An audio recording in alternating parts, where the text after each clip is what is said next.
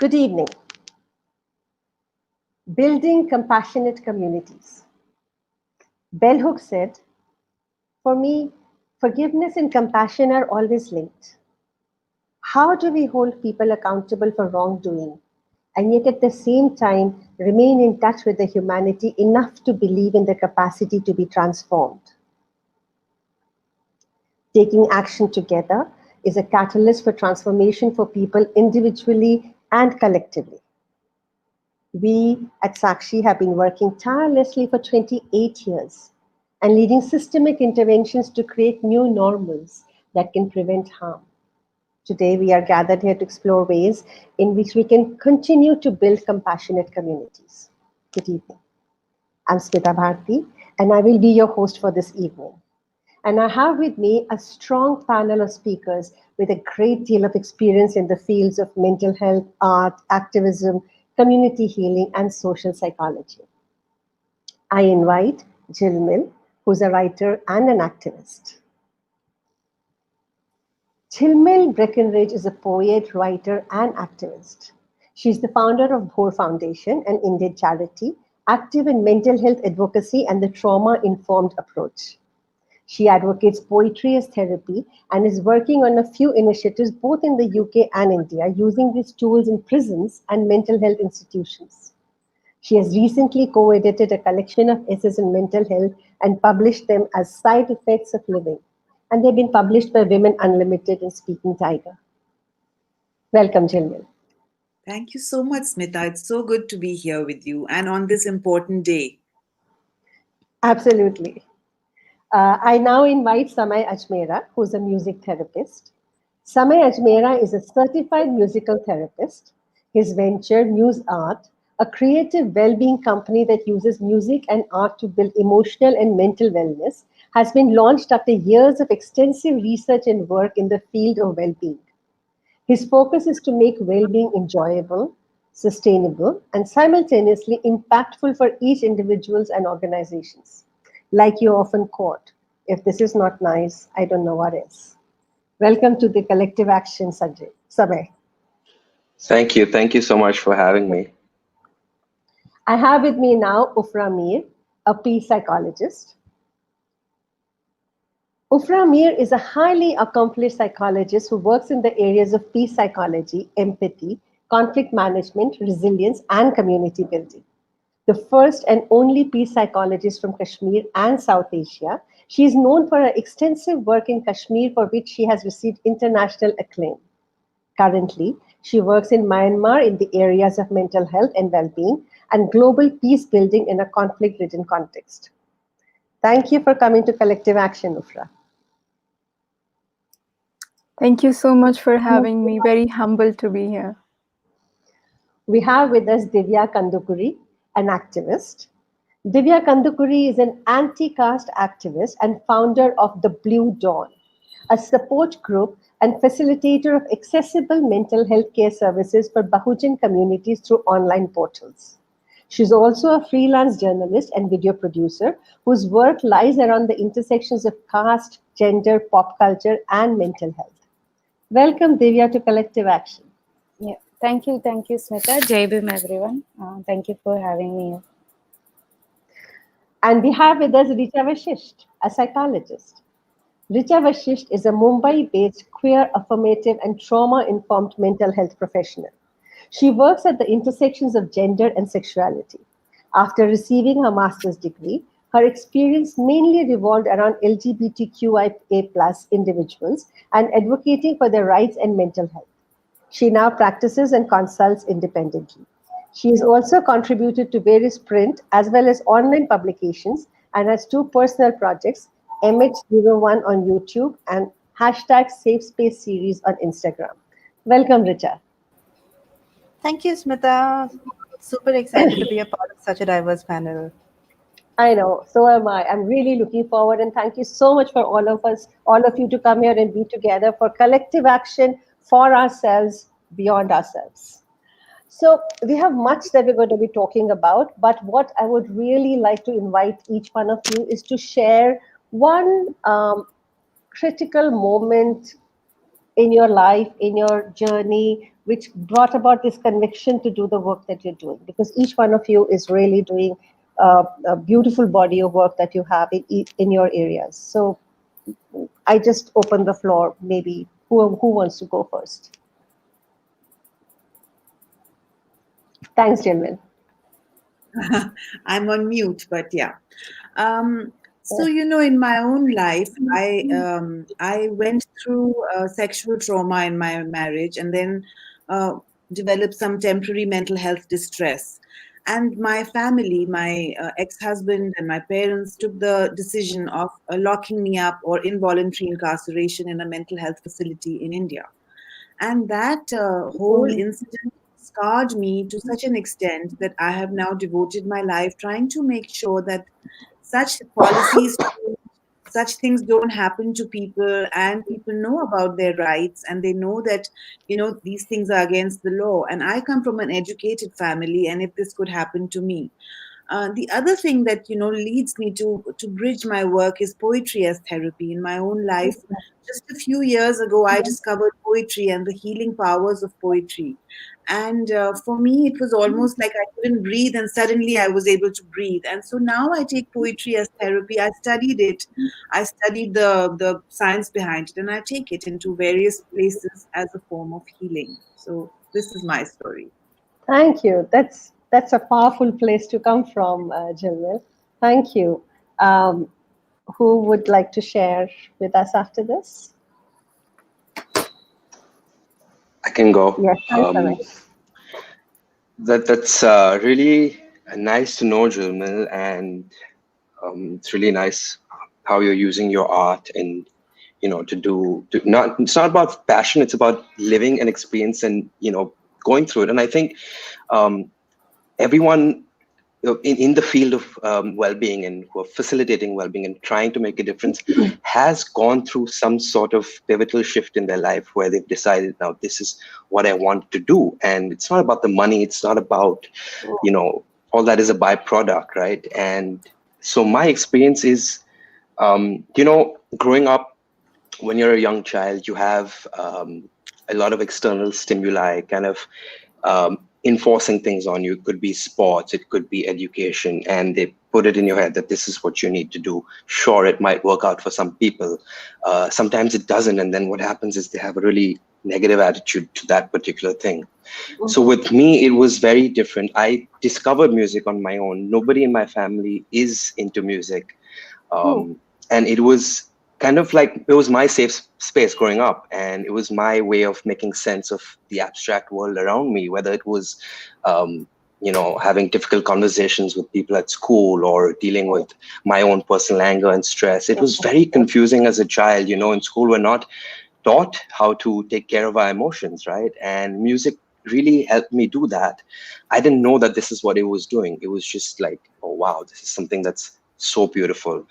And that intrigued me. And at the same time, the human mind was intriguing me, my own mind and everyone else around me. And later in life, obviously after school, I wanted to be a musician because, I was young and that was my dream.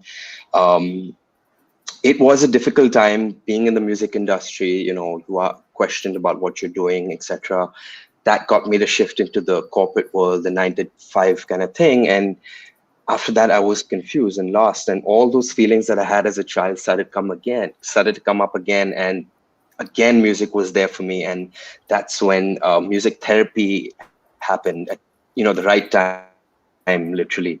And it was a click. It was a shift, immediate shift where, wow, I can put two things that I've been thinking about my whole life into one and actually go out and do something about it.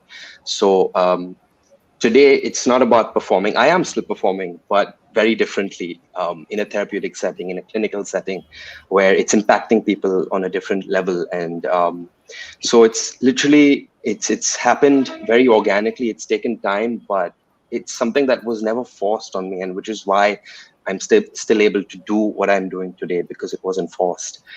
So that's my engagement with music and music therapy in a nutshell. Beautiful. It's so right what you just said, Samay, because we're really not taught how to understand or deal with our emotions. And I think I was just thinking about that today morning. I think that's something that we really need to be picking up in a big way. Yes. I can see Richa nodding your head, so why don't you come in next, Richa? Yes, for sure. So it's interesting, but when I was in sixth or seventh standard, I used to tell everybody in class that I want to become a psychologist. I don't know how much understanding did I have then about mental health as a, as a larger discourse, but I was just like, no, no, no, I want to become a psychologist. And I took that up. I was just like, I don't know how is it going to work out, especially with my parents coming from an engineering background and their child wanting to take up arts and then exploring psychology. But I said, okay, let me just do this. After I finished my master's, I started working with a grassroots level organization which kind of works for the health and human rights of LGBTQ. And I realized that my master's did not prepare me for this day, did not prepare me to work with individuals who identify as LGBTQ. And I realized that if I am not going to do this, I don't know who is, because there are very little queer affirmative practitioners who can offer a space for people who identify as LGBTQ. Because I mean, I identify as a queer person myself, and it is still hard for me to find that perfect therapist who is affirmative, who's trauma informed, who, I mean, I don't know, I probably have a list of things that I'm looking for. And I realized that is something that keeps me going, because my motto in life is kind of creating safe spaces for people like me. Absolutely brilliant, and it's really so true, because when the starting point is coming in from some source or some fountainhead inside ourselves, I think then the energy it never ends. The work is not work; it's a way of living in life, right? Very nice. Ufra, Divya, who would like to share? Yeah. So I'm just like feeling a little bit emotional to talk here, because just now we were reading about, just before this panel discussion, I was at my own organization's panel, and we were discussing how so many Baujan students, especially as in students coming from SC, ST, OBC and NTD communities, are dying of suicides. And just this morning I woke up to this news of a medical student who belongs to OBC category, died of suicide because he was bullied by his seniors because he's from reservation category. And this is a very big thing in medical field, which all of us know, but no one wants to talk about it. And exactly last night we read news about Payal Tadvi's perpetrators, as in Payal Tadvi also is someone who died of suicide because she was again discriminated and harassed by her seniors because of her caste location. And those perpetrators were let free, and they are now allowed to go and study medicine further. While our students are dying because of these harassers, they are let go of their crimes, and that is not even considered a crime on the first hand, because at the end it gets medicalized and called they died because of depression, or they just or some mental illness, you'll call it. And then so I'm just like wondering like how to process my emotions right now, because this is all something I've been going through, coming from community as well. It has an effect in our own bodies while we see and also considering the socio-political condition that our country is in right now, right?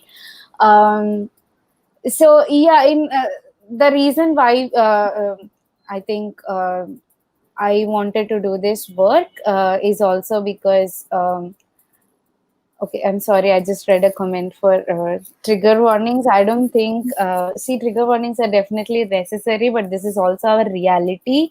I don't know how I can add a trigger warning because it's a reality for me and my community. I'm really sorry about it.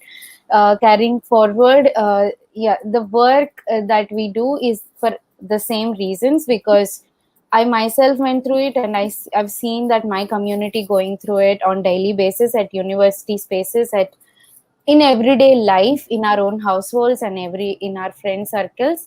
The caste discrimination and its implications on our mental health, which doesn't get acknowledged. I mean, I have been to, as Richa was talking about her journey for searching a queer affirmative therapist.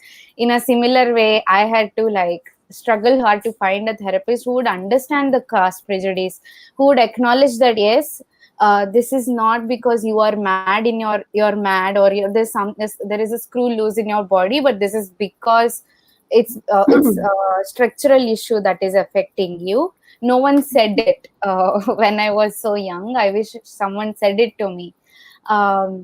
So that's our fight, that we make these services accessible to our younger generation and our people, and make mental health accessible. When I say accessible, not just from the money angle, but the language and the approach angle. So we started working on mental health, considering it as a part of our social justice movement and anti-caste movement.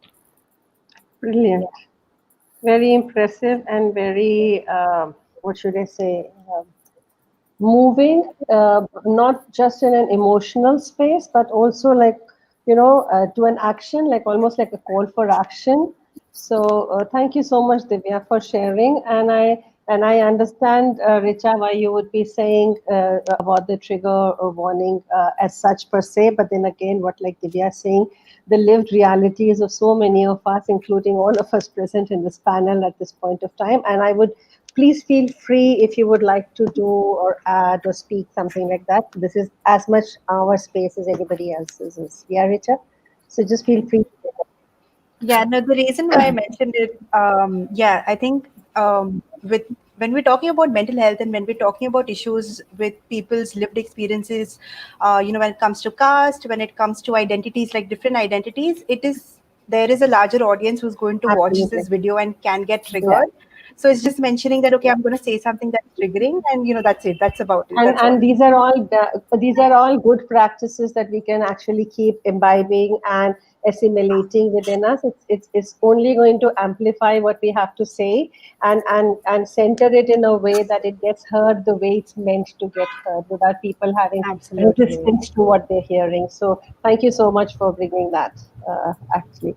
And Bhageshri is saying hi to you, Divya. So big hi back to Bhageshri from you. Yeah, Ufra, can we hear from you, please? Yes, first of all of you are so inspiring. I'm just getting goosebumps as you all are talking.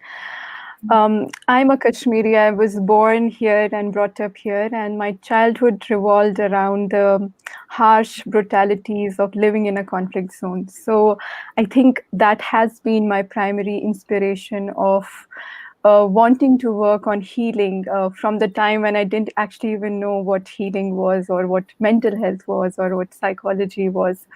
But it was primarily at a high school, which I think was very privileged to attend, a United World College, which is a movement of these high schools where they think education can unite people, and you have students from many countries of the world, and you technically live what it means to live in inclusive spaces, diversity and peace building.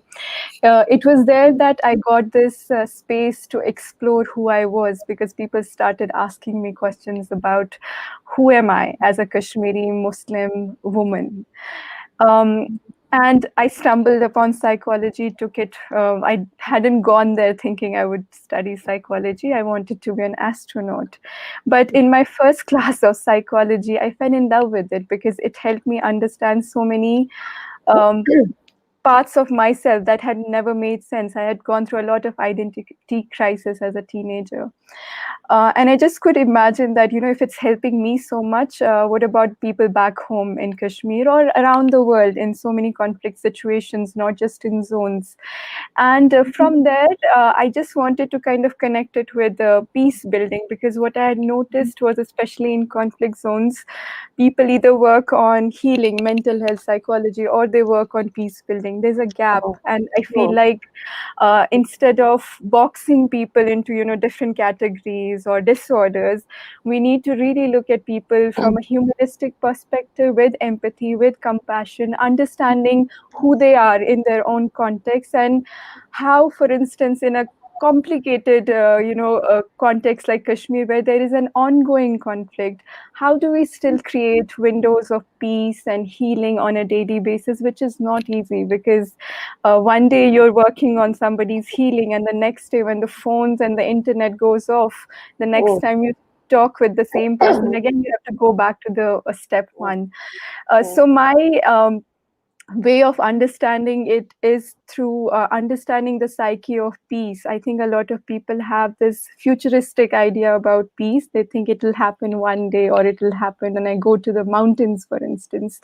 But I think, we need to start creating our moments of peace every day. And I work mostly through experiential workshops that I design. I have a very eclectic module that has things both from peace building and psychology. I use a lot of art, so really happy to see all of you here doing, things with music, poetry, painting. I think it just connects with people like magic, and I've seen glimpses of transformation. Obviously, Kashmir is a very difficult context where, people's resilience, numbness, where abnormal has become the daily norm. The day nobody gets killed is seen as very abnormal. But I've also seen windows of hope and transformation happening right in front of my eyes. So I believe in the power of peace psychology and healing. I think we do need to look at it more empathetically and compassionately, though. Looking at people, as humans with needs, and people who want to be heard and understood and acknowledged for their pain and what they have gone through. Thank you so much, Ufra. I think we've lost Divya. Someone at the back end can maybe just check on Divya a little bit. And there she is back. I'll take 2 minutes to tell you a little bit about myself and my work. So I'm a theater practitioner, and I use theater for transformation, if you may say. I've been working with, like you, Jilmil, in prisons. I've been working with communities. I've worked with decision makers, judiciary, making the judges dance to my tune kind of a space. But for me also, it started very simply. It started from coming out of a very, very oppressive, abusive marriage structure, coming in from a very, very conservative, traditional background, and having absolutely no understanding of what is it that I am experiencing and why. And just knowing that what is happening is not right.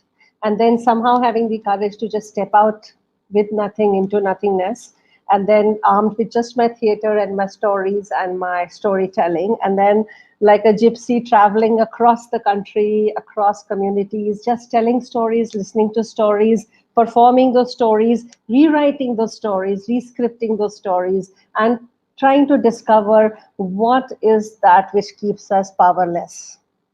Where does the power lie?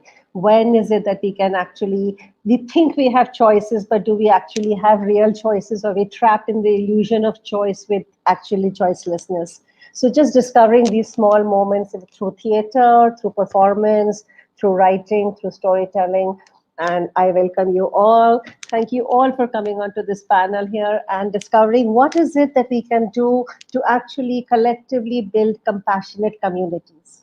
But before we go into what we can do to build compassionate communities, let us figure out in a discussion here, what is it that actually prevents us? What are the factors that prevent us from even imagining compassionate community as a norm, I mean, we are so comfortable imagining violence to be the norm. We're so comfortable imagining exclusion to be the norm, to have discrimination as the norm, to have power over as the norm. But when we say compassionate communities, we are like sidelined and marginalized into like an eclectic thought. Okay, maybe, yeah, great idea, good to think about. So I would really invite conversation over here.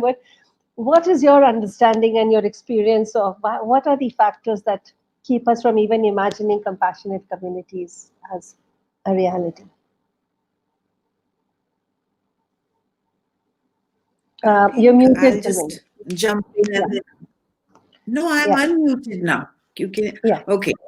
I think in a patriarchal and paternalistic system like India, where we have these structures of power, and we are so used growing up with these families where men call the shots and all of that. So one is, of course, looking at structures and structures of oppression, which we are so used to normalizing, even if it's as simple as someone making a joke about women and we are laughing along.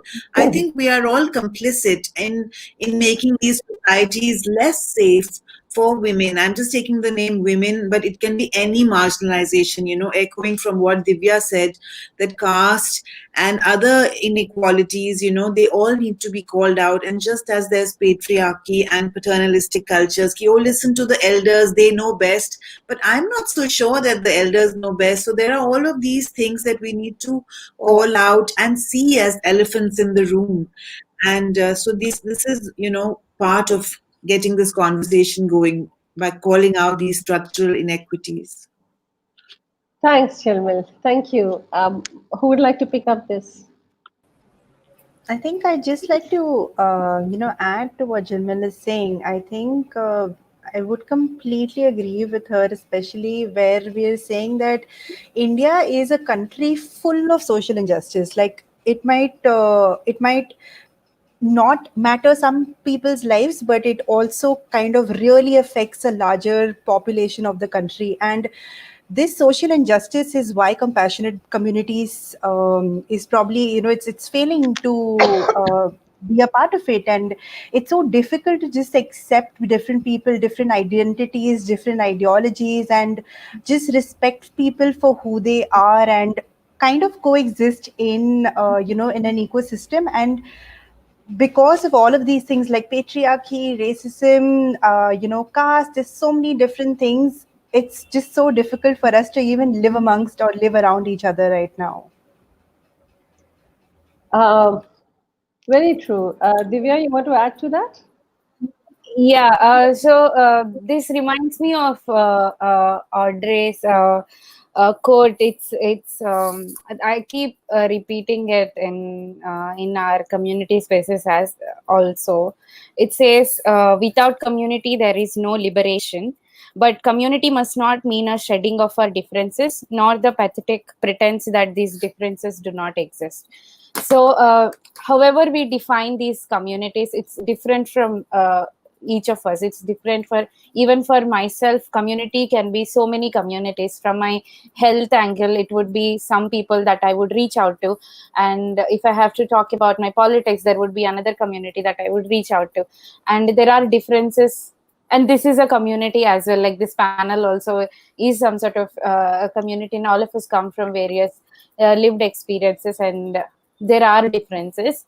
It's just that I feel the barrier to establish compassionate communities is the first thing I feel is as basic as acknowledgement that these differences exist, right? When we say community and safe space, we believe that it's a homogeneous space. Even when we talk about safe spaces within chronic illness, within caste groups, there are again so many layers because our social fabric is also very graded, right? We call it like graded inequality in social sciences, and it is graded. There is caste, there is class, there is gender, there is sexual orientation, and it will go on. There is disability. So I think even Bell Hooks talks about it in her book called Entire Woman.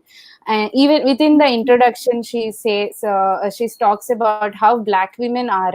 This is able-bodied cis heterosexual Black women. She talks about they are like under 3 layers of oppression, by white men, by white women, and then by Black men, and then there are, and if we were to add, there are like gender, there is trans community, there is disability, so there is no ending to it. So that is the reason why we need to acknowledge that these differences exist, right? Then only we can work compassionately. Because when we say compassion, that means we are trying to understand, my lived experience is different from your lived experience, but I'm here to understand and listen to you, but not dismiss your lived experience, right? So it's a very basic thing. I always like to go back to the roots and basics of these ideas, and the first thing that acts as barriers is the acknowledgement within feminist movement. The reason why there is a difference between feminist movement and when we Bahujan feminists speak about it, is that they don't acknowledge that caste exists. So it's just like layers, and I feel I would like to go back at the acknowledgement point again.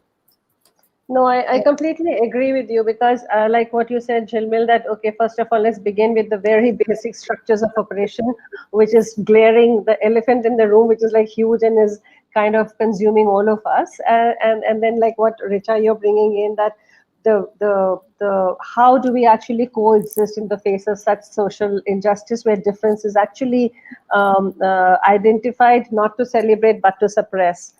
Coming into what you're saying, Divya, that okay, the first step probably is to be able to acknowledge that there is a difference, and then let us move into first accepting that the differences exist and we can coexist with differences coming in here. Sam, I invite you to pick this up.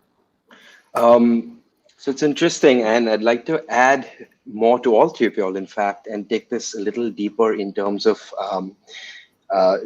conditioning, mental conditioning. It starts from a very young age, right? Coming back to my point about how we're not taught these things in school, and it's very, very serious when you become an adult, when you do not know how to deal with adversity, right? As a man and as a woman as well, you don't know how to deal with it, and then you're in a position where you're beaten up by stress, by work life, and these things come out in really, really nasty forms, which is happening right now in today's world. So I think it really has to start from a very young age. And I want to add on to Ufra's point as well. And she says this very beautifully about peace is not a destination, right? It's something you build. And it's similar to happiness. You know, we have this impression that I'll be happy when I get this job, when I get this. And as students, as school, our teachers are saying, if you get an A grade, then, you know, your parents are saying then you're going to be that person, and that doesn't happen, and the child doesn't know how to deal with that, and he becomes an adult that doesn't know how to deal with any adversity, not understanding that life is full of adversities. It's always going to be difficult, but you have to deal with it, and we're not taught. So I think it starts from a very, very young age, where you teach children how happiness is something that can be built, peace is something that can be built. Introduce these forms in school in a very natural way, you know. So if I had to talk about a bit about music in education, it's still very enforced, you know. Go for your violin class, spend 3 hours, you'll become the best musician. I don't want to become the best musician, I just want to enjoy music. So it's still, even music is taught in a very, very examination kind of form. And what I'm trying to get out here is that individuals don't know how to deal with adversity because of all these things that's happening at a young age. And we see it's coming out so much so in terms of violence, abuse. Even if you look at the violence cycle, you know, where it starts with stress, the abuser is going through some sort of stress and he does not know how to deal with it. And of course, it comes out onto his partner, his or her partner. And it comes out in ways that he cannot control. And okay, then after that, he might calm that person down and say, I'll never do it again, and I'll get help. And okay, you try and believe that. And then there's a period of calmness, but then that cycle happens all the time. So coming back to safe spaces where is that safe space in this cycle, right? Is it right in the beginning when you recognize that the other party is going through something and that has to be assessed now so that it doesn't become into violence? Or is it in the second stage where the incident takes place and then you sort of, it's almost like, we don't take care of ourselves until and unless something happens, right? When we become older as adults, when we have different experiences and things go wrong, that's when we're like, oh no, now I need to do something about it. And it's not really easy. It has to be trained from a young age, so you are in a better position to deal with adversity and stress.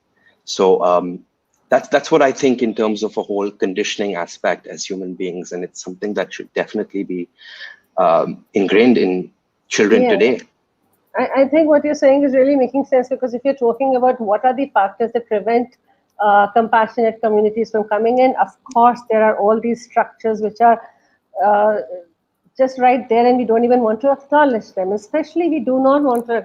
Patriarchy is something still people are beginning to talk about and address, but they definitely do not want to acknowledge that there is caste happening over here.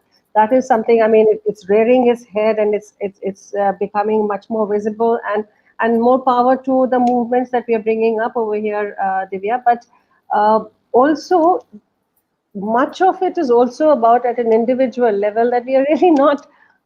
It is never something which is endorsed. The markers for a compassionate community is something which is looked on as something which has lesser currency than what markers for violence would have, or a violent response would have. We do not want to talk about trust. We do not want to talk about caring. We do not want to talk about healing or hope.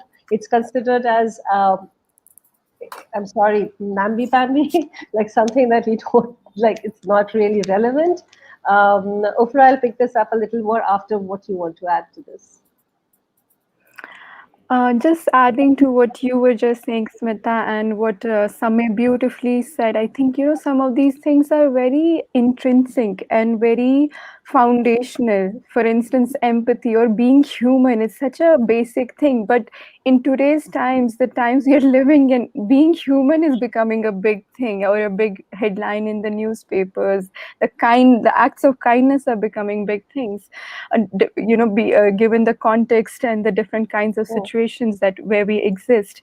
I think what Samay was saying, for instance, like some of these are so basic. I feel like everybody needs to have these skills. For instance, how to manage stress. There are, oftentimes a lot of MBBS students who come to me for psychological first aid because they don't have these skills. Nobody has taught them these skills. Or how do we emotionally express ourselves in healthy ways? What is the difference between a reaction or a response? We still live in a society where obviously there is a lot of stigma around mental health, but there is equally a lot of stigma even around emotional well-being, where we think only certain people are emotional who maybe express themselves more, and men also suffer a lot in this situation, where we equate being emotional to being weak or unintelligent. And there is honestly no vocabulary around it. I do a lot of work around emotional well-being and empathy, where I often start my workshops with, how are you feeling? And sometimes it's just a surprise and shock to people, like, why is she even asking me this? It almost feels like a privilege that she's asking me about what am I feeling. And a lot of people sometimes say I'm feeling good or I'm feeling bad when they're not even emotions. So I think some of these things, need to be taught in informal spaces as well as education, like how to manage your stress, how to build more resilience, how to positively work on your different things.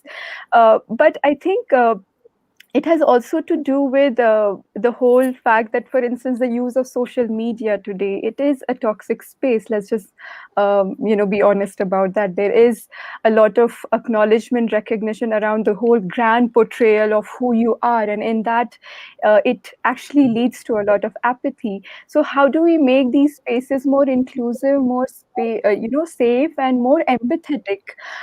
Because whether we like it or not, social media and technology is a big part of our lives, and it's going to stay here. But it really impacts a lot of people who, for instance, if I'm going through some sort of mental health issues, or I'm just feeling lonely or going through anxiety, and I'm looking at people who always post these nice, grand pictures, it makes me feel that maybe I'm the only one suffering and everybody else is having a grand life out there.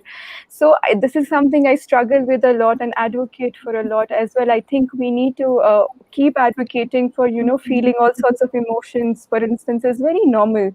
You can't be feeling happy all the time. There will be days you may feel sad or angry or other things, but how you express them is super important. I also just want to quickly add that I think people find it hard to empathize, because to empathize, honestly, you need to put yourself in that person's place and shoes, as we say.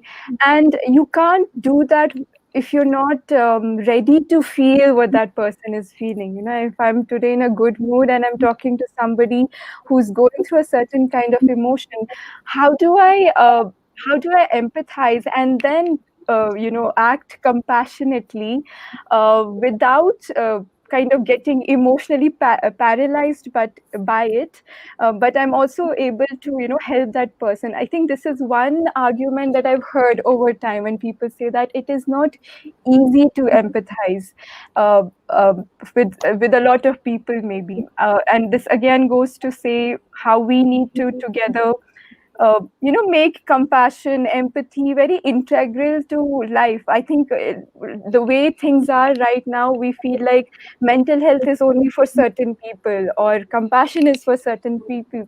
Like how you said, people do look at these things as soft skills or soft little things that is only good for certain people or certain professions, while these things like reflection, for instance, on a daily basis, empathy, kindness, these are human values that we need to practice day in and day out to create a safer, inclusive world for everyone.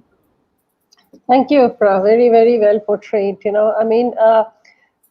If I just bring this all together to say that when we are not doing all of this, when we are living in a world which is just highlighting absolutely everything opposite of what we're talking about for a compassionate world or a compassionate society. If I'm looking at the media, if I'm looking at the reports, if I'm looking at the conversations, if I'm looking at the impact, whatever is coming out is about abuse, about violence, about suppression, about oppression. Almost like there has to be an impact for all of this, right? I mean, we're living in the middle of a global pandemic, and the capitalism is further, it's furthering gender, it's queer phobic, it's classist, it's casteist discrimination. The access to resources is diminishing. So there is a traumatic ramification of this on a collective consciousness that we are all having right now. Okay, so I'm going to invite you all to talk about this. How do we bring this, what we're talking about, in a bubble, or we're talking about in an isolated discussion over here? How would you bring something like this?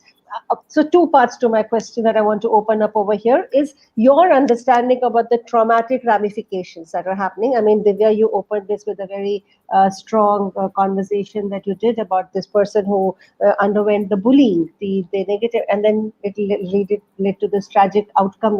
So this is a traumatic ramification that is happening, and the conversation that you're bringing to the table and what you're tabling over here, Divya, is having an impact on all of us going forward as well. So I just want you to open up about the traumatic ramifications first, and then let us see about what is it that we can do to address it.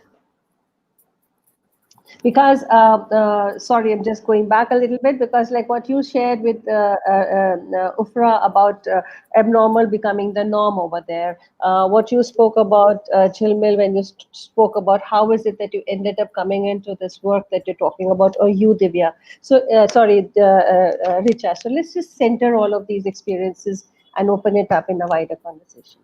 So who would like to pick it up? Richa? Would you like to talk about trauma?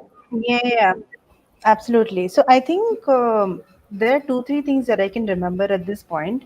So when I started working in a queer affirmative space, or started practicing queer affirmative therapy, I used to question myself, and I used to be like, okay, what would make me a queer affirmative practitioner? It would be validating my clients, sexual orientation, gender identity, and not assuming that the person who's sitting in front of me, just because they would look a certain way, does not mean that I'm supposed to assume what the gender identity is. Like every time I introduce myself, I will always say my name is Richa Vashisht and my pronouns are she and her. Now it's become a part of how it has been for me, and I think it's also important that all our approaches would be very different. And sometimes it's also important, especially in an advocacy space, to use an aggressive approach, because it's important to kind of call people out for all the different things that they're doing, whether it is patriarchy, whether it is, racism, whether somebody is, being, casteist.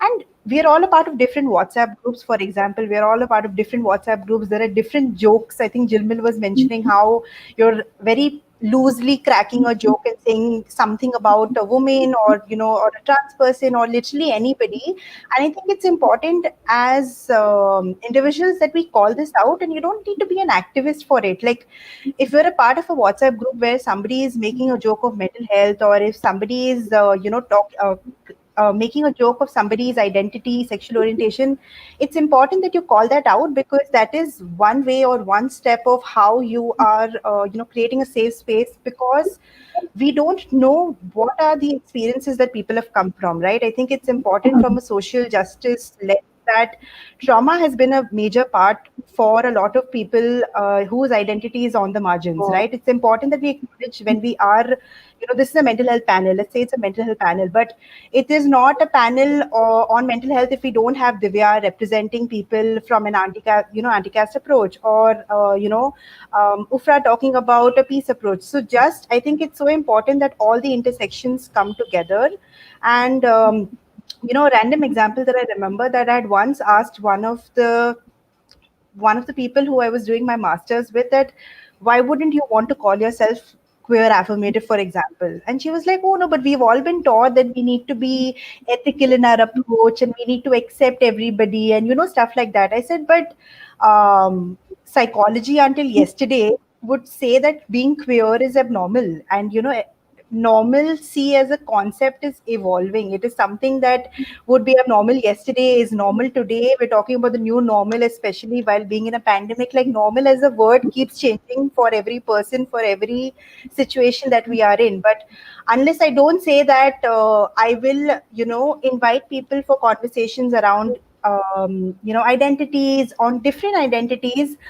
Unless I don't do that, then I'm being a very passive professional. So I think these are a couple of things that I can think of. Excellent. Thank you. So conversations and actually, like what you said, aggressive advocacy. Yeah, with that, I want to invite you, Divya. What would you like to do? Yeah.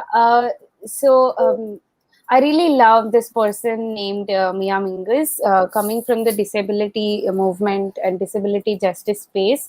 So I'll just read out what she writes about liberation and justice, and then I'll carry forward. So she says, we cannot fight for liberation without a deep, clear understanding of disability, ableism, and disability justice. The bodies of our communities are under siege by forces that leverage violence and ableism at every turn. Ableism is connected to all of our struggles because it undergirds the notions of whose bodies are considered valuable, desirable, and disposable. Right? Exactly. I just wanted to insert in the place of disability, if I have to insert race or caste or queerness, gender identities, it would apply to all these various identities that we are trying to speak about, right? So I feel that two things is that I think I'm losing my thought, but two things is what I feel is that our bodies in itself are political. When we are coming from certain sections of the society, we are political by birth as women. We are political by birth as a Bahujan woman for myself. So our bodies are politicized by birth. So in such a space, why do we not acknowledge that in, say, because this is mental health panel, so say therapy rooms, right? I always heard that therapists should be apolitical. For example, when our bodies are political, when our lives are political, how can our therapy rooms be apolitical on the first hand, right? So that is again, I just keep talking about basics, but that is where we need to start talking about liberation and justice. And even if you are talking about trauma related uh, ramifications of trauma also on communities, it is again given on various levels. The trauma, I call it not trauma is not it's not something I experience inside my body. It is, but it's also given, right? It is not something I took it on my own. Oh, it's like, it's a market, I bought it. Right? So it's something given to me by an oppressor, right? So it starts, as I said, by birth we are political. It starts there in itself. Like, for example, if I have to talk about my personal angle, from my personal perspective, as a kid, I grew up knowing that I am not as I cannot do certain things as my friends do, or my mother cannot do certain things as my friends' mothers do, just because of my caste identity, for example, right? A child shouldn't be knowing that, right? But I knew it as a child, and that actually helped me develop inherent ways of coping with certain injustice that happen, right?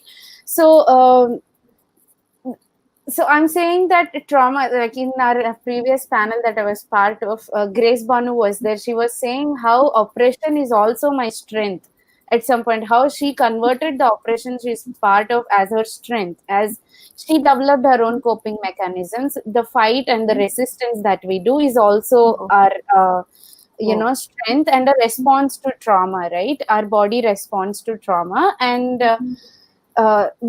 why I said it, because when there is a response, because there is no acknowledgement that trauma exists because of these oppressions, right? But you see that there is response. Why is there response? Because there is trauma, right? So it just, I'm again talking on like especially the current situation in the country, right, with regards to the Hathras case that's happening. Everyone is asking, why does caste come into when we are talking about rape? It's gender violence. Why are we talking about caste here? Well, as I read before, our bodies are political, and this person being a Dalit woman gave these upper caste men what do you call a leverage that you can show your power through her body, right? So and I, being a Bahujan woman, or my friends or people in my Blue Dawn group coming from this community, are reading this news every day and are answering people's questions of why caste is important. So that in itself is putting us into trouble. The last 1 week has been really, really tough for most of us, right? When we are using words like tough, and when we are using words like it has been heavy, that means I'm saying that this trauma is having an effect on my body. And I would like to repeat again that therapists do not acknowledge this. I'm sure trauma-informed therapists do. I'm saying any counselor, any therapist should acknowledge this fact. It's not just inside my body. This industrialization and the language developed, the mental health language is developed around industrialization and that concept, right? Our bodies are machines. There is a screw loose. I need to fix it. That is when we don't consider this like trauma. Why, none of this exists if my screw is loose in my body, right? So and become more productive. So you fix the screw and make the body productive. Yeah, exactly. And this whole normal and abnormal thing also is very. When you go to the history of it, it is developed by white men, right? And it subjugated so many black people, and they are considered abnormal because they don't fit into their cultural identities, their cultural knowledge of whatever this IQ test, anything like that. And same applies to India as well. And India has many more layers than race. Yeah. I don't know if I made sense, but No, you're making good sense. Yeah. Yeah, Janet. It makes so much, sorry, it makes so much sense, Divya, and especially because it's a mental health panel. I think we've talked a lot about social injustice and the whole, the body keeping the score and the body storing the trauma. But I think we also need to call out, what in India, psychiatry and the way they approach mental illness is like, oh, something is wrong with this person and let's fix it through medication. And I think we need to call this out as well, because this whole chemical imbalance in the brain theory has been debunked so many times, and psychiatrists in particular, they are not really trauma informed.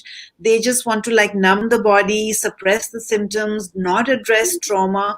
So I think especially when we're talking about mental health, we do need to call out psychiatry. And India is very, like, the people who use the Western medicine or the biomedical approach, it's very medicine heavy. It's very much like people get zombified. They get numb with how much medication is pumped into bodies.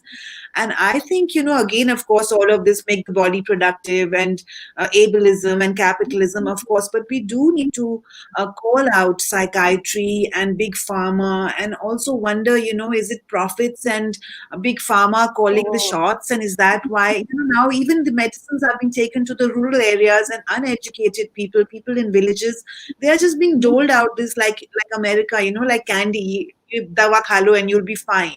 And I think we need to call this out, because if there are farmer suicides and, if there are these kind of things happening, you can't just say, okay, have pills and your depression will go. If the soil is not working and if you've lost, the ground is not going to yield grain, the farmer is going to be depressed, and the government needs to create policies. It's not a mental health issue. And so, this goes on and on. So I think this is a very important panel and important discussions.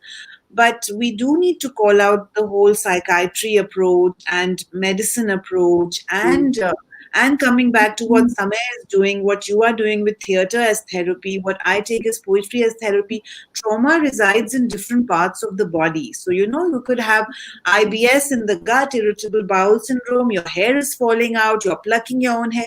All of these things can be addressed through the body, through yoga, through massage, through dancing, through theater, through poetry, different ways that medicine can't access, that talk therapy can't access. So I just wanted to put that out as well, for mental health. Very, very important, Jilmil. Thank you so much. So we're talking about what is causing the trauma, what is the inheritance of trauma, what you're calling intergenerational trauma. We're talking about trauma which resides under the skin and seeps into our bones. And then we're also talking about what is it that we can be doing at an individual level, and what are the kind of mediums that we can be using to actually be dealing or learning how to respond to this trauma that seems to be the invisible shroud that we're kind of living under, and nobody wants to acknowledge and bring it up. But Samay, would you like to add to this? I absolutely agree. And this is a lot of the work that I do as well with clients, not necessarily who've been abused, but who have gone through some sort of trauma. Okay, so I see 4 stages in music. I'm talking about strictly music therapy. But before I, talk about, plans and experiences and stuff, I need to address the fact that music therapy does not work on its own. Okay, it works with it works with medicine, it works with psychotherapy, it works with other forms of treatment that are already there. So it is kind of complementing that. But what it does with trauma, and fun fact, the genesis of music therapy actually began during the World War I, when soldiers were going through PTSD. And then you had just the community members coming in, singing to them, and doctors and everything saw a lot of magic happening in terms of just quick recovery. And that's when the foundations of music therapy as a intervention sort of took its place. And what we do as music therapists is really try to get to the roots. Now, the symptoms of trauma is really vast, and I'm sure you all would agree. It could lead to, depression, anxiety, flashbacks, nightmares. There's so much happening depending on each individual. And it's not easy for the individual themselves to understand what is happening. Sometimes you could wake up feeling scared. Sometimes you could be anxious, angry. There's a lot of mixed things happening at that point. So what we try to do in treatment is, coming back to the 4 stages, is number 1 is let them acknowledge that this is a new journey in terms of treatment where, okay, stuff has happened. Now we're going to sort of assess it and build a rapport, get comfortable, build that safe place. And then once that's established, we move on to understanding, to getting them into a space to really understand what was going on at that point. Why, when either you were abused, or when did it all begin? Because sometimes these experiences could have happened 10 years ago and they're still going, the symptoms are still there, or probably getting stronger, right? So really understand what happened at that point. And this is where music can really take you back to moments, or take you back to feelings of the patterns that we talk about, the neural patterns that take place, right? And then the third step is harmonizing. Now you discover the symptoms, or you discover the emotional symptoms, say it's guilt, it's shame, it's confusion, all these kind of things that happen after when someone's been through some sort of trauma. You sort of harmonize them with new feelings of confidence, of hope, of I love myself, and this was at a certain point in my life and I'm not that person anymore. This is my identity. So it's not very easy in talk therapy in terms of getting them to a space of speaking. It's rather abstract for them as well. But then when there's music, there's something that's really fascinating that happens. There's a innate connection to music. It could be as simple as playing out your trauma, or playing out your anger. And as a music therapist, there's always some sort of structure where I'm monitoring it, and my work does go to their counselor. So then they understand, okay, this is where the individual is at this week, and now I'm going to take him from there instead of going back to something completely that's not related at that point. So slowly, this is how we work on addressing different areas and trying to get to the root. And the final stage is the rise of the phoenix, where you come out of it, where you're a new person, where you have hope, where you have strength to sort of say that is a part of my life that's no longer in me, because you are experientially working towards it. You can see the transformation as an individual happening in the treatment as well.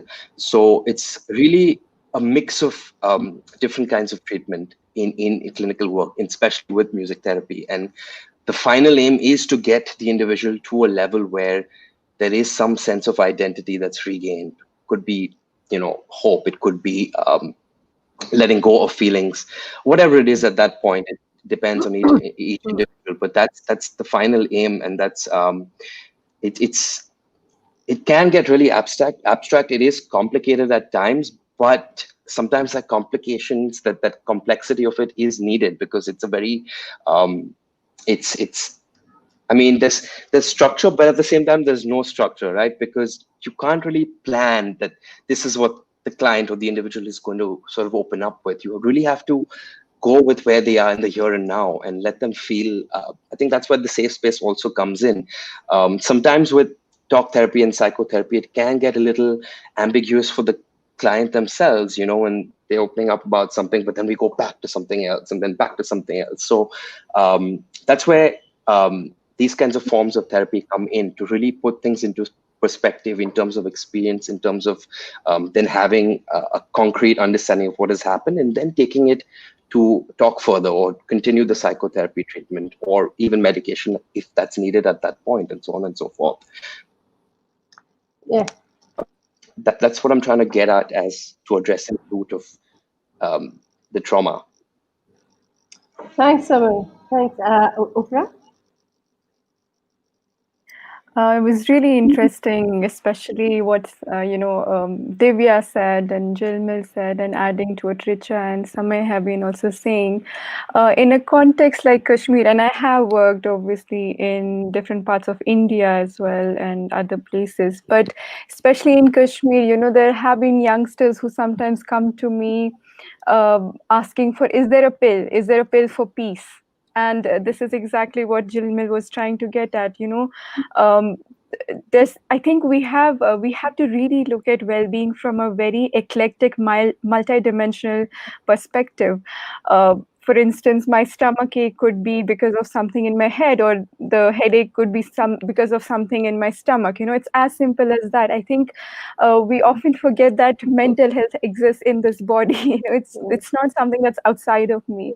That approach is still missing in entire kind of well-being perspective, if I have to look at it in terms of well-being or mental health. The second thing I just wanted to mention was what Divya was saying is so important. Personal is political. There is nothing called apolitical. I think people are either just too privileged or living in bubbles to say that they are apolitical. Whether we like it or not, anything that happens in politics is going to affect our lives. It's something as simple as aate chawal ka bhav. It's going to impact our lives. But in certain contexts, I think the conversation, currently is so much about the oppressed, the people to whom these things are happening. I think we need to also shift the narrative to who are causing these trauma situations, who are causing these, crisis situations, or these who are adding to these mental health issues. For instance, I think the same way how we talk about, for instance, trigger warning, but certain person was raped, but changing that to this person, raped her. I think that really needs to change. I think that is when we will start understanding that I think it is more empowering that way, rather than just seeing people as victims who we just need to quick fix and they will be fine and then the system will be fine. I think we need to look at mental health especially and try in the bigger context of social justice. And in places like Kashmir, obviously, there's so much of learned helplessness, there's so much of fear for life on a daily basis. When I walk out of the house in the morning, I don't know if I'll come back alive, because that's the context it is. And so are the things that are shown in the mainstream media. For instance, one thing that I internalized as a child was I would always lock the door of my bedroom, no matter where I was. Even when I was abroad, where locking the door was not that of a norm. Like, people used to make fun of it when I would do that. But because I had internalized that I'm not safe. So in Kashmir, your brain is always on that hyper arousal, or that freeze kind of stress response, or you always are thinking about your survival, whether you're going to be alive in the next moment or not. So trauma in especially Kashmir happens at different levels, and sometimes honestly I don't know what to do about it. As I was saying, sometimes you start healing processes with certain people, and then the phones, let's say, are off, or there's a curfew, or there's a lockdown. The shutdowns are so common in Kashmir.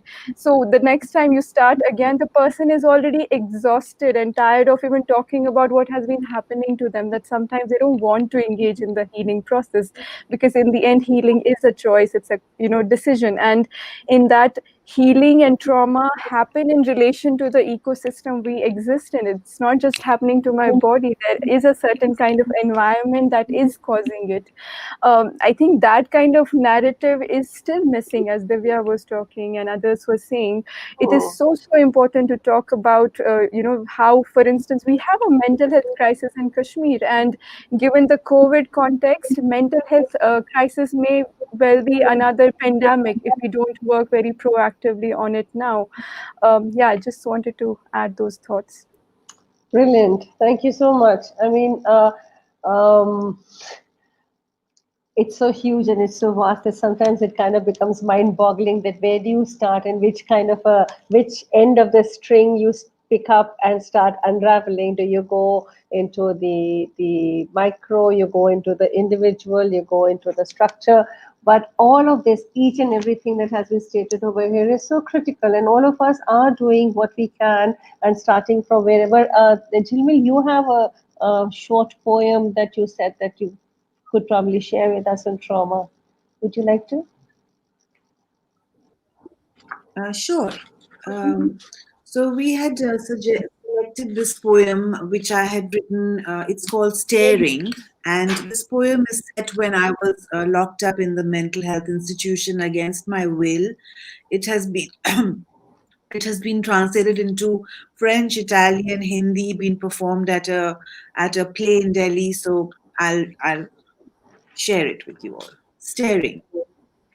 If you stare out of a window across a bleak garden one September morning. If the neem tree reminds you of home, and if you remember playing under such a tree in Allahabad, and you can almost hear the laughter of children as they play in the heat of a sultry afternoon in June, and because the window is small and barred, because you want to breathe freedom, because you want to shower without them watching, because you silently swallow your screams, because your tongue is slurring, because you drool like the others, because the words Ritalin, Prozac, Depakote, lithium have started sounding like poetry, because you feel your resistance slowly dying, because you want to stay, because you start to say the words they want to hear, because you sleep for hours, because you scream when the easy paraphernalia is wheeled in. Because once you're labeled, you are forever. Because once you're labeled, you are forever. Because asylums were once freak shows. Because asylum is not what it means. You go back to staring, staring, staring, staring. Brilliant. Beautiful. Thank you Powerful. so much. Thank Powerful. Yeah, I mean, I think all of us are trying to put out over here are the various tools, skills, analysis that we can bring to the fore to actually center the conversation, and actually first open up. Yes, if we do want to be able to talk about well-being and mental health and emotional well-being, we really need to actually start centering and saying and acknowledging that trauma exists and which is not being spoken about, which is not getting acknowledged at all, and that's something that really needs to be talked about. So many of you shared the various tools and skills that you're bringing to the table. Would you like to add to this? Add to what is it that we can? Because if we have to actually imagine and realize this alternative, compassionate system or community that we're trying to create, or talk about accountability, then we really need to be actually bringing in the solutions as well. So would you like to add to this about what kind of analysis do we really need to center and table? What kind of skills and tools, like you were talking about, how can we start teaching our children or making it part of the school curriculum and looking at emotions at that stage? Or how is it that we can actually spread the information down to the rural communities and our rural friends, or just in getting in trauma informed therapists into place? So would you like to share some more of this? Anybody would like to add to this, the conversation? I think, Smita, it's important when we speak about healing that we offer these various things. It's like going to a restaurant and you can choose that, do I want to eat butter chicken today, or do I want to have dal makhani, or do I want a salad? So in the same way, I think the affected person, if we are talking about healing, they should choose that, do I want to have medicine? Do I want to have therapy? Do I want to have music therapy? Do I want to use exercise? Do I want to use nutrition? So one very important thing, especially in India, is to put the power to choose in the hands of the affected person. That's why in our charity Bhor Foundation, we like to tell the person who is affected. Of course, we talked about the bigger picture and we have to change society and structural injustice, and that is all very important. So we have to come from both angles. But in terms of healing, because in India, what happens is that normally the family or the caregiver voice is much more loud. So if you are the one who has mental health issues or mental illness, or you are the one stigmatized, your father, your husband, your brother, someone else is going to say, you need to have medication, you need to be locked up. And I think this is happening to a lot of people, where other people are making this. I mean, very recently, a friend of mine in Delhi, he had institutionalized his 19-year-old son who was using drugs and who was not feeling very well. And for 9 months, this child was locked up in a place in Bombay, and all of these various things were done to him against his will, and now he's of course out and back on the streets and back to using. So I think when it's not your choice to heal, none of all of this is going to matter, and none of these interventions that are put onto you, like medication, like therapy, they're not going to work. So one important thing that I want to bring forth is a choice and the right to choose. And this is a human right approach. This is the rights-based approach, and everyone has the right. It's my body. I need to choose what I want to do to it. And it also links back to what the doctors are doing by just telling us to eat these medicines without telling us the side effects. I think it's again important to mention side effects so that you can make informed choices. So these are some of the things, but I'm sure other panelists have more to say or to add. No, what you're saying is really important because it really has to begin with information. Yes, yes, Divya, you want to add something? Yeah, so I was just wondering, I've also written on it already, but I would like to repeat. When we are talking about making mental health language or people aware, especially when it comes, the word like rural areas or something like that comes up, we need to understand that those are the actual people who survived in the face of oppression, and they have this knowledge, inherent knowledge, because of their lived experience. I believe in this word, expert by experience, right? And I've always glued on my organization also. We keep talking about making mental health language accessible. When we say accessible, we as mental health care workers or we as organizations, we need to start building on the community wisdom that already exists, right? I believe that I come from a town. I come from a very small town in coastal Andhra Pradesh, right? And I've seen my mother, for example, like, standing up to oppression, coping it on daily basis, processing her trauma in her own ways. And if I were to, now that I'm educated and have a degree and know certain knowledge, have certain knowledge about how psychology or psychiatry would articulate it, her knowledge would not count as psychological knowledge that we should build upon, or will not be it will get discounted, is what I'm trying to say. So that is the major barrier, right? You're not acknowledging the wisdom that already is existing, because you are drawing upon the ideas that are given to you by a colonizer, for example, right? Because we are India, so I use the word colonizer. But that's why we need to keep talking about decolonizing our healing, decolonizing the mental health discourse when you're talking about India, right? That is also one of the steps that we, as a call to action, or steps that we as organizations and mental health care workers should keep in mind. And that is one of the point I feel is that, and even from my work experience, we go and work with students and people from community. We try to go there and talk about mental health. We come with what mental health means with so much knowledge from the community, to be very honest. One of the instances, when we ask what does mental health mean to you, people say that getting a PhD degree, going out at night after 9 p.m. is what mental health means to them, right?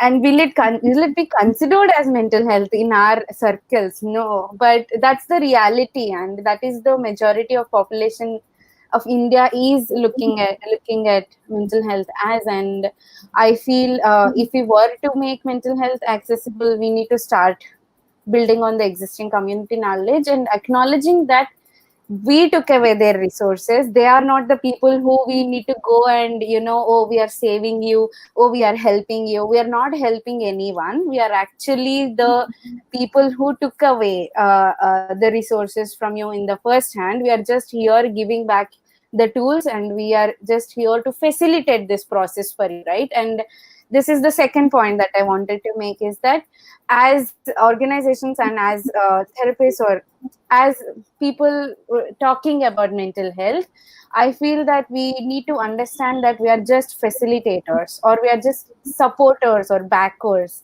for people and communities, and that's why we need to be more accountable to these communities in our approaches. And we are just here to help them and support them, not help, actually support them, and while they navigate these emotions, right?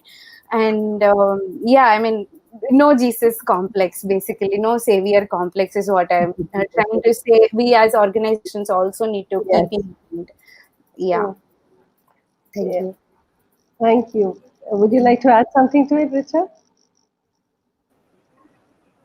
Yeah, I completely agree with Divya. I think if you want to work with communities, you need to hear from them. You need to, hear lived experiences from people. And I completely also agree with Jilmil because I've had a lot of conversations around not pathologizing mental health issues, because it's not always everything is not internal, but it has so much to do with the systemic failure. It has so much to do with social injustice. And I think if you're looking at trauma informed approach or trauma recovery, I think the first step is always to build spaces of safety. So it would mean internal safety, external safety, and internal safety is something that you as an individual could work with, a therapist or an art based practitioner or literally anybody. But external safety is something that where collective action, this conversation that we're having right now,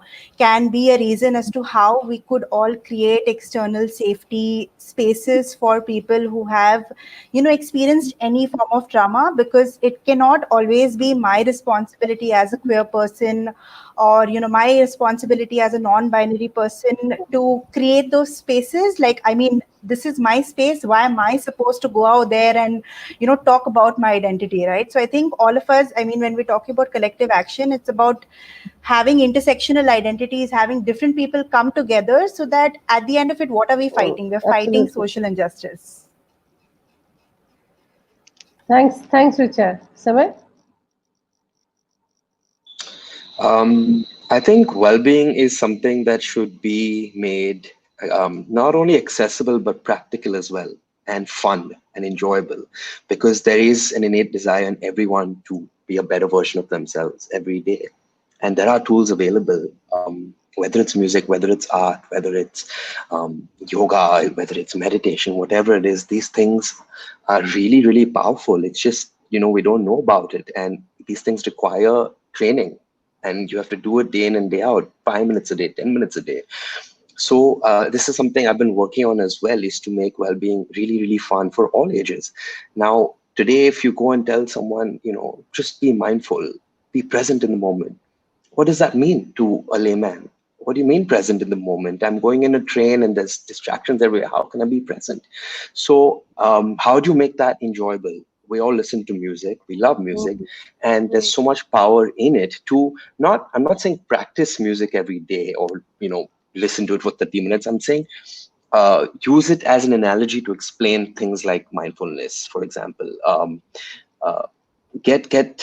Just make it fun for everyone, whatever concept you're trying to teach, whether it's building a happier life, building more peace, building calm state of mind. How does one do it on a daily basis? And like I said, start that earlier, put that in the schools. And even today, I remember when I was in school, and this was probably 15 years ago, we would have a kid who was probably feeling low that day, but he was taken to a separate room. Oh, something's wrong with you. Oh, we need to work with him for after school hours or something. Why? That's not needed. I mean, it's something very minuscule. And if kids today can start using these techniques at home with their family, with themselves, with their friends, and I think conversations around well-being would open up even more, and people would start seeing changes within themselves. And that's super, super important, right? For a person to see that change happening, whether it's in a week or it's in a month. And that's when they really know that, okay, now I know how I can become a calmer person because I've experienced it in that half an hour or in that 1 week. I definitely want to do it. And that's something that sticks with them, right? So yeah, in a nutshell, it's making it enjoyable, practical, and accessible. And acceptable. Yeah. Accessible, yeah, both, exactly, absolutely. Acceptable and accessible.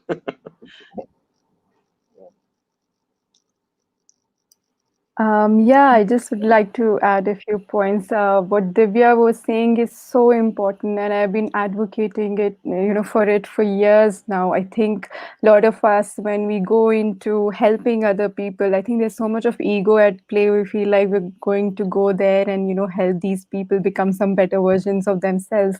I've always believed that people have their answers, they have their solutions. It's just that sometimes we're stuck in things and issues, and sometimes we just need a safe space where we can talk it out and hear ourselves speak it out, with somebody.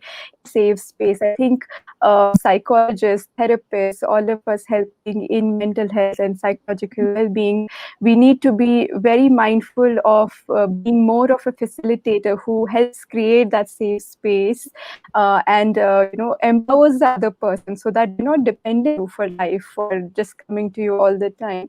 And I think it is also to do with being privileged, being aware of our privileges. Obviously some of us are more privileged or less privileged than others, but it is so important. I think I've been hearing so many conversations where people, they don't even acknowledge the privileges they have, and it really does impact people who come from certain kind of minorities, marginalized groups, or vulnerable groups, and it really impacts their mental health. The what Richa was talking about, safe spaces, is again so important. But firstly, as Samay was saying, these techniques that we talk about, which actually sound very stupid times, very matter of fact, they're like, who does doodling for mental health? But I think they're so important. I've sometimes worked with children in peace education settings in Kashmir 10 years ago, and let's say I did a guided imagery session with them, and that has stayed with them. They still write to me about how that has changed their life. It goes to say that we need to share more of these things, whether it's, let's say, gratitude journal, doodling, painting. We don't have to be artists to do these things. These are simple things that we can do at home. I use crayons every day to express or empty my emotional jug. It's as simple as that. But for a lot of for instance, women, or even for other people, we live in a society where thinking about self is considered to be selfish.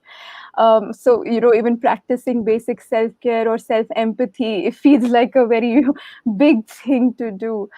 We Again, there are women, for instance, who have who are not used to doing nothing.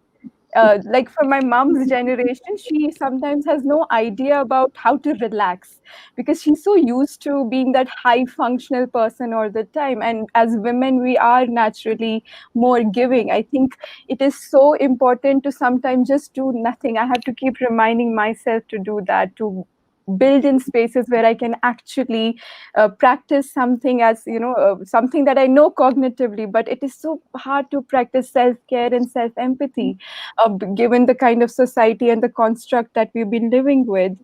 And obviously there is a lot of unawareness. I will talk about realities. For instance, in Kashmir, people still don't know the difference between a psychotherapist, a psychiatrist, clinical psychologist. They feel like everybody is the same. Even if somebody studied organizational psychology, let's say, they feel like they can come and help them.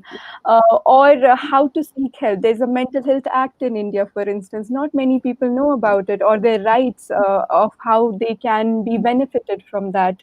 Or in COVID, for instance, I've seen a lot of people who just became mental health experts, with no basic understanding, or it's not just about qualification. I think that authenticity is not there because a lot of people are trying to build this social media identity. Again, social media putting a lot of pressure on us in being who we are. We need to be very mindful of these spaces. And I will just end it with one thing I heard somebody say yesterday. I was facilitating a panel discussion yesterday on mental health and its linkage with education, social cohesion in Myanmar context. And this peace builder from South Africa, he said something beautiful, and I'm still trying to process it. But he said, in these spaces, we also need to not just think about individual healing or community healing, we also need to think about civic healing. And I think that is something we all need to think from a very inclusive, empathetic spaces of how do we, for instance, respect storytelling, make people feel heard and acknowledged for what has happened to them, and store the memory as it is. And then the way we look at symbolism, for instance, or art in these spaces, I think it is so important. I'm still trying to understand the depth of what he said. I think it'll take me some time, but I just wanted to end with that. No, it's beautiful, absolutely beautiful, because we are the stories we tell ourselves, and we are the stories that we re-script for ourselves. So it's the stories that we live are actually so powerful. So I have a whole bunch of questions that have been just coming in. So I'm, in the interest of time, I'm going to take about 3 or 4 questions and then just open it up over here. I think I just want to add one thing, which I feel is so important and crucial, and it reminded me after what Afra was speaking, is that while we're doing the work we're doing, and it's so crucial, and we're probably not too many people doing this, it's important to also look at self-care for ourselves as therapists, as advocates, because being a young practitioner, I had reached a point of burnout, say sometime in 2018, and I learned it the hard way that, okay, wow, I am now experiencing something called as compassion fatigue, even though this is something that I'm so passionate about, or it is something that is so close to my heart. But nobody told me that I'm also supposed to care for my own self, and I'm, also supposed to think about, myself. And this is something that I learned the hard way, but I think it's so important for us to address this, especially when we know that younger people are a part of this movement. Younger people are going to be a part of this, and you need to put it out there and let them know that you can't do everything. And if you want to do something, at the end of it, you also need to think about how are you caring for your own self. Brilliant, brilliant. And I'm going to pick up the question over here from a young person here. Exactly here. She's saying, we see disturbing news about social injustice every day, which directly affects our mental health. How can someone stay positive whilst wanting to make a change? I think one thing that if I can add is that I don't know if you can stay positive, because it can be a little unrealistic with what's really happening in the country. But it's okay for you to switch off from the information that you're taking in, because that's the only thing in your control. You could probably switch off for a while, saying that I cannot take in more information because I know this is really triggering me at this moment, and I don't know how this could, then affect my well-being, my mental health. So if you feel like you could reduce your device time, you could reduce the screen time, reduce the amount of information that you are probably reading on a daily basis on social media, that's the only thing you could probably start with, or you could do. Thanks. Ufra, there's a question here for you. So how do I make my friends feel cared for and safe during high conflict periods when there is so much going on outside? Can I create safe spaces for them even without being a professional myself? I couldn't hear you. The first part of the question wasn't clear to me. Could you please How repeat do it? I make my friends feel cared for and safe during high conflict periods when there is so much going on outside? Can I create safe spaces for them even without being a professional? I think, of course, you can. Psychosocial support, for instance, having friends is so important in life. Mental, it's not something that should be looked at, something, that just exists outside of us. Having family to talk to, or just people who we can just talk to, who you trust blindly, for instance, somebody you can just go and just speak your heart out with. It's the mental health has to be related with psychosocial support. This is something I forgot to mention. I think all of these spaces, we need to start with our homes. Is my home the safest space? Is it actually a safe space? How do I make it a safe space? So with your friends, obviously, I think the best way to help somebody is to empathize. I can't stress this enough. I think it is so important to empathize in today's world where there's so much, honestly, growing apathy. We live in a world where we, post a link about something happening in the world and we think our job is done. It is also linked to the first question you just asked. I sometimes tell people that if you hear a piece of news and it hurts you, let it break your heart, and just stay with that emotion and that thought for a bit. If you want to cry it out, because these are the things that keep us as humans. These are things that make us humans. We don't want to be becoming pieces of technology. So yes, without even being a professional, I think if you can listen to somebody compassionately and empathetically, genuinely care for them, and sometimes it can also mean that you want to find them the right resource person or professional they can go to, because sometimes when people are suffering silently, they don't have the energy to find these resources. So maybe, or simply just checking up on them. I think a lot of people also misunderstand empathy. Empathy is not something where if I want to talk to you, I'm going to be like, come and talk to me. I want to talk to you. It's really about being there for that person, going to the depth of that well where they are, where it's dark and it's not easy. I understand that.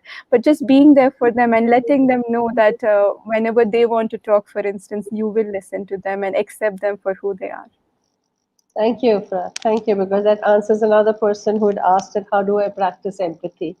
Divya, this is for you. How do you think we as individuals can have an intersectional approach to acknowledging the differences you're talking about?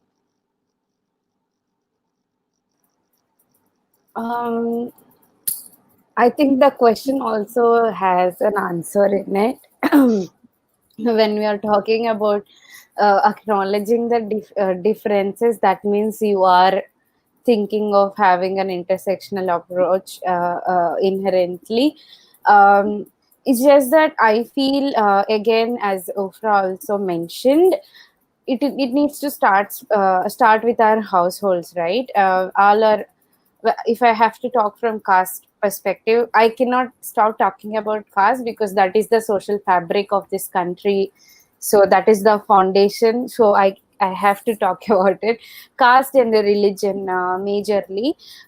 So we see that in our own households, we people keep separate utensils for their domestic workers, and especially in Bombay, people think that it doesn't exist in urban areas. In Bombay, there are separate elevators in societies for domestic workers and the safai karmacharis, whoever is working in that society. So that is and then yeah, this happens around us every day, every hour, and it happens within our own households. So I think we need to start from there. If we want to be really intersectional, we need to start working on ourselves and our own households, and also need to acknowledge that caste system or any oppression, right, per se is not about the victim. It's about the oppressor. You need to reverse the gaze as well, because you need to start thinking how it is affecting you, especially when you're talking about patriarchy. Men should think how it is affecting them on the first hand, right? You can't cry if you want to, because your masculinity and the patriarchy tells you not to cry. You can't cry if you're weak, if you're crying. And with even with caste system, women, when they are menstruation, caste system tells you that you are impure because you are menstruating.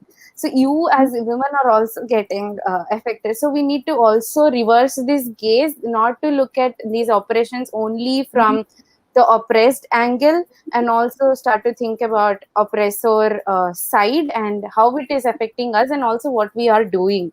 How are my actions are having a real time effect. One more example for young people would be social media, right? People just comment whatever, thinking that there is no other person behind those handles, right? I get it a lot on my Instagram DMs. It's real. I'm a real person. You consider my page, it's not my problem, but I'm a real person trying to put information and content. I am reading your comments and DMs. It is having a real time effect on my body, right? So these things as well, these are like small, like looks like a small thing, but we need to start at this again, roots and basics. Just like stick to our roots and basic. I think that would change a lot in our world, because our households are casteist, our households are homophobic. and ableist, I mean the language that we use, like, there are everyday slurs that we use are casteist and ableist. We use words like stupid, that's a ableist word. We use words, casteist slurs on, like, we hear them, like, yeah, I don't want to mention the caste names, but there would be kya and then a caste name and then kyu kar rahe ho, right? So these are like very normalized, right? So I think it needs to start from there, and then it will in itself transcend into bigger things. Thank you. Thank you. Thanks, Jilmil. I have a question here for you. How do you begin difficult conversations, especially within families, with parents especially? I think it's very hard for a lot of people. And I know in a lot of cases, people have actually had to leave those homes. Like I myself had to live for 2 years almost on the streets in a really poor ghetto in Delhi. And I know many people, I mean, they try, and especially my queer friends and people who, are wanting to talk about their sexuality or even mental health or anything. Sometimes parents are not in the space to listen, or sometimes that wound is too fresh. And I think you can try, but I think also knowing that if it gets too hard, you might have to have some time apart and then hopefully rebuild. I mean, that's what I did in my case. And I know people who have done that. Otherwise, you try, and it depends on how thick your skin is. But I think most of us who are in the spaces of being traumatized or having had distress, we are normally sensitive people. So it becomes hard to say, okay, just be thick skinned and they are your parents and put up with it. I don't think it's that easy, especially if they have played a part in whatever was traumatizing you. It is very difficult because a lot of times Indian parents don't know how to say, I was wrong. And in my own case, I was dating someone and his daughter had some issue with him, and he kept saying, no, but I'm not convinced I was wrong. And I said, but your daughter is hurting, and she's telling you that I felt let down when you didn't do XYZ thing. He's like, yeah, but I did what I thought was right. So I think if the person is not willing, a lot of time parents are not willing to acknowledge that what they did was wrong or has hurt someone, because they said, oh, humne tumhari bhalai ke liye kiya, we did it for your own good. And there is a lot of harm that is caused by this doing it for your own good. I mean, doctors do it also, this whole do it for your own good, care for your own good. So I feel there are many troublesome areas here. You can try, but I think sometimes you do need to cool off and separate for a while, and then maybe you can rebuild. Separate for a while and rebuild, I think, is probably the strategy that kind of works, because you really need to be able to first draw the boundary, just distance yourself a little bit, step out of that influence. And then I have a very quick question for you, Samay, over here. How can we make people realize that healing can help and it's not the end of the world?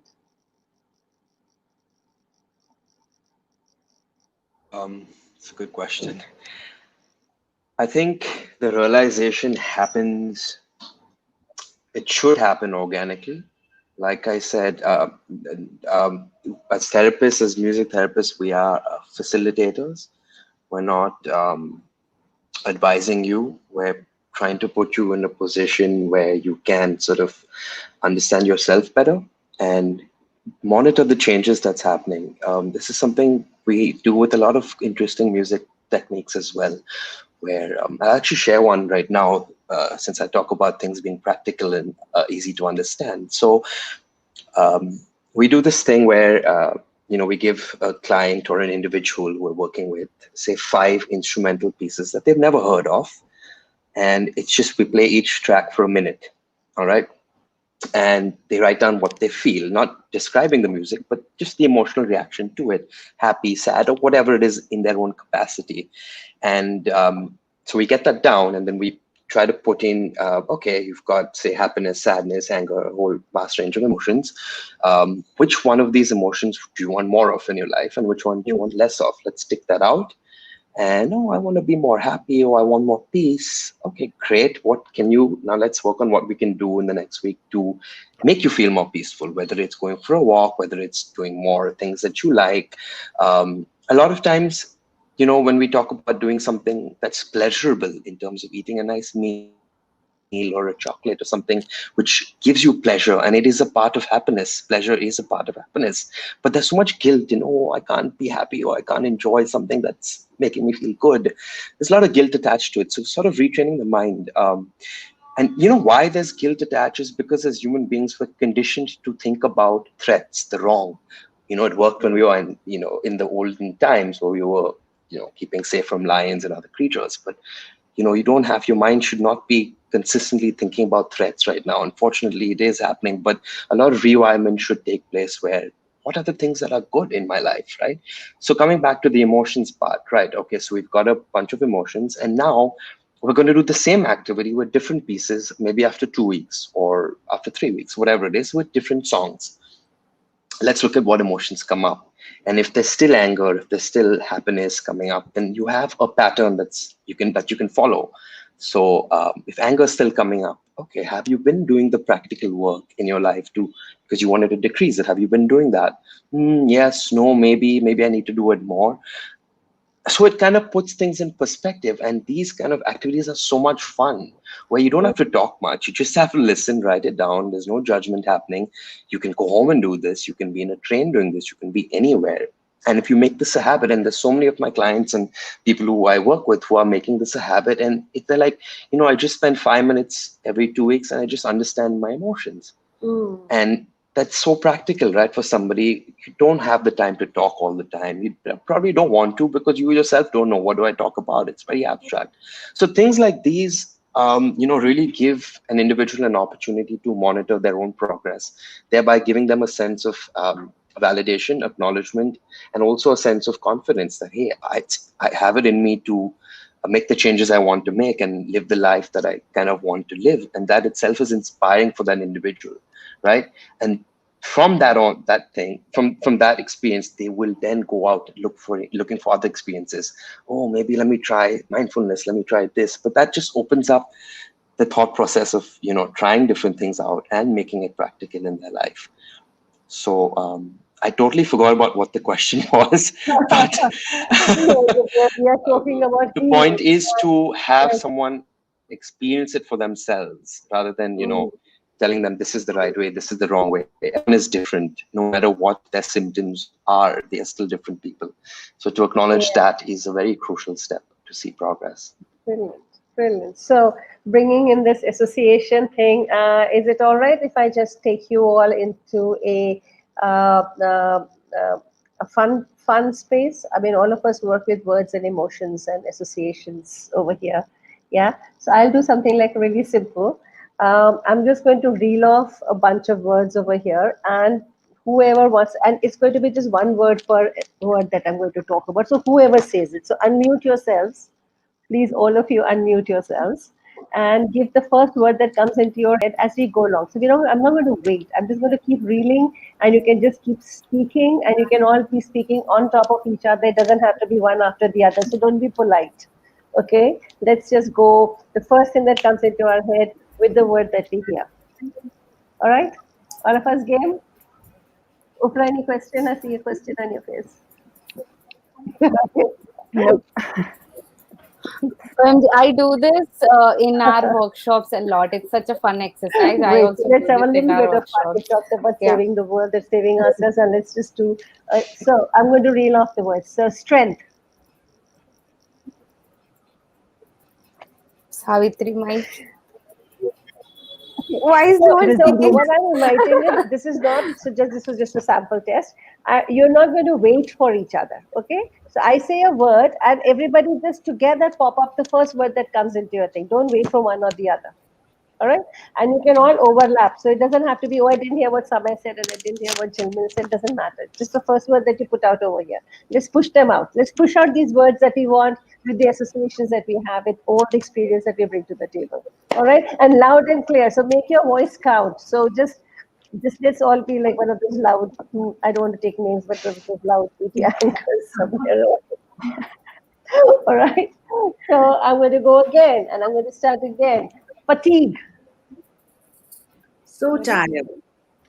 7 o'clock in the Over Compassion. evening. empathy. Healing. Every day. Community. Very Inclusive. important. Hope. Process. Sleep well at night.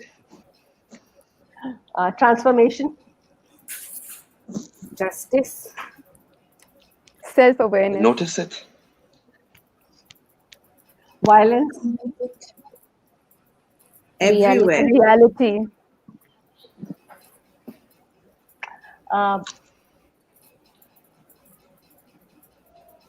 Trust.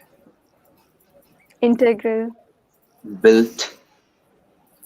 Built. Safety. Prevention. Better. Recognizing. Child sexual abuse. Rampant. Rampant, yeah, clearly. Mm. I'm going to give you one word again. Peace. Something Great. we all need. Built again. Habitual. Thank you. Thank you. Thank you. I can't even begin to say how much I have enjoyed. Is a very, what should I say, a light word to capture what I'm feeling right now. I'm feeling connected. I'm feeling together. I'm feeling hope. I'm feeling peaceful. And I'm feeling joyous with this panel, with this everything that each one of you had to say. And I'm going back, I think, more informed with this conversation that we've had.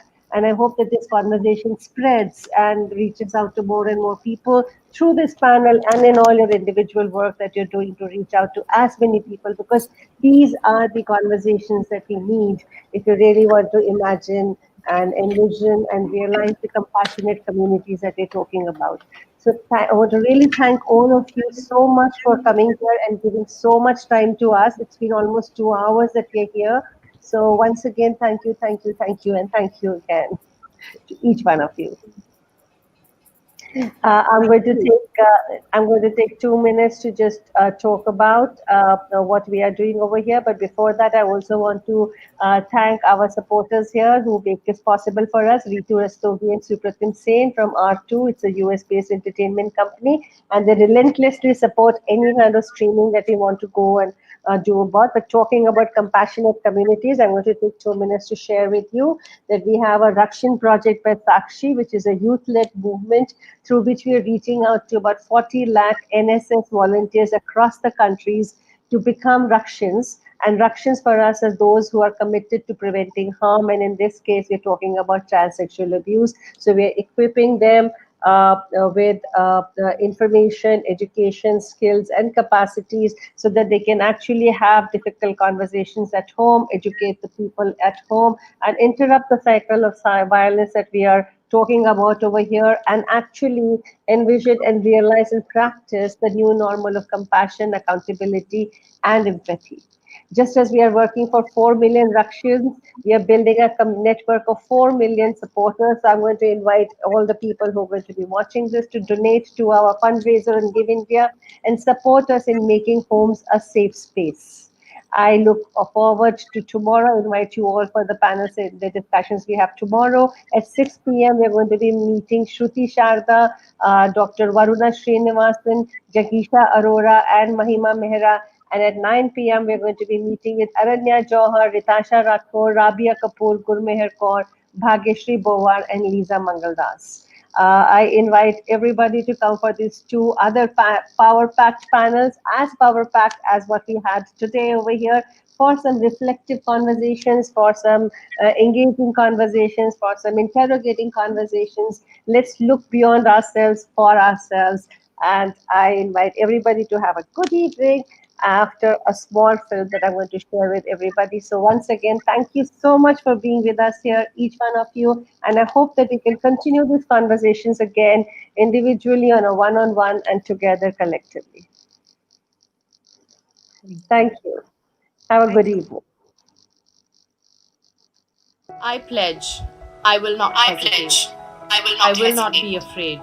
I'll be confident and assured. I will speak up and listen. Walk hand in hand, take back the night again, and own the street.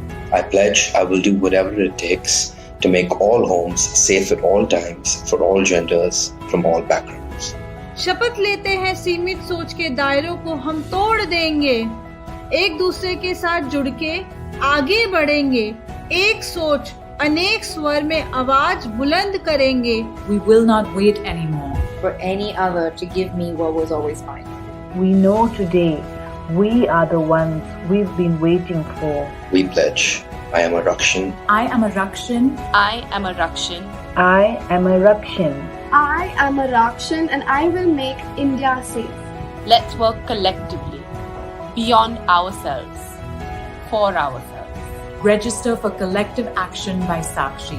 Donate to Sakshi's campaign on Give India Foundation. Interrupt the cycle of sexual violence.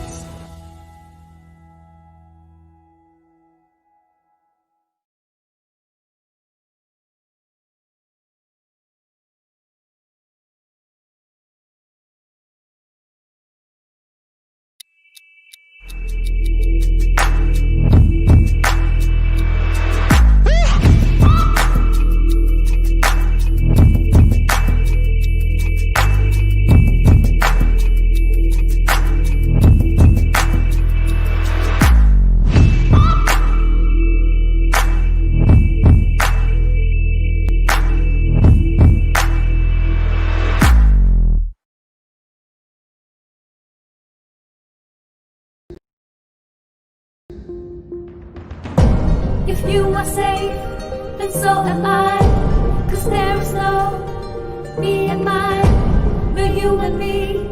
It's only us, it's only us. It has to be. Let's do what it takes, let's do what we can. Each one will be safe. It has to be. Let's do what it takes, let's do what we can. And that is the plan. It has to be.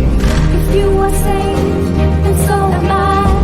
'Cause there is no me and mine, no you and me. It's only us, it's only us. It has to be. Let's do what it takes, let's do what we can. Each one will be safe. It has to be. Let's do what it takes, let's do what we can. And that is the plan. It's happened, we never thought it would, but it's happened. It's happened, we never thought it would, but it's happened. We drew the lines of me and mine. We were such fools, we missed the bus. It's not you, it's not me, it's only us. 'Cause I am you and you are me. There's no difference, can't you see? It's not you, it's not you, it's not me, it's only us. It has to be. Let's do what it takes, let's do what we can. Each one will be safe. It